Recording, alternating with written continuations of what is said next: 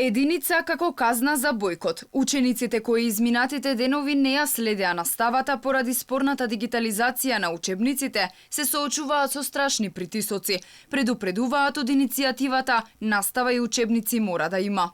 Иако бојкотот е ставен во мирување поради можноста дека МОН ќе ги разгледа барањата на родителите, Драгана Спасевска обелодени дека наставничка во Тетово ги казнила учениците со што на цел клас им ставила единици.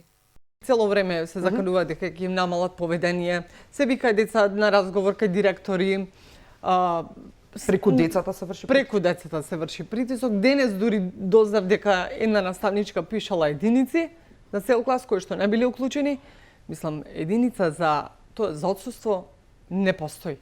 Сдружените родители реагираат зошто министерката Царовска веќе започнала обуки на директори и наставници за дигитализација, иако законот не го има поминато собранискиот филтер. Бараат итна департизација на ресорното министерство и според нив реформите кои се правеле во овој сектор биле за партиски цели, а не померка на учениците. Инаку во понеделник дефинитивно ќе се знае дали родителите и учениците ќе излезат на протести. Тоа ќе се случи ако од министерството останат глуви на нивните барања, дел од стручната фела и родителите да учествуваат во ревизијата на предлог законските измени. Најдобар начин според нив е граѓанска иницијатива со која пособрани потписи ќе влезат во собрание на јавна расправа околу законот за учебници, кој власта сака да го протурка со европско знаменце.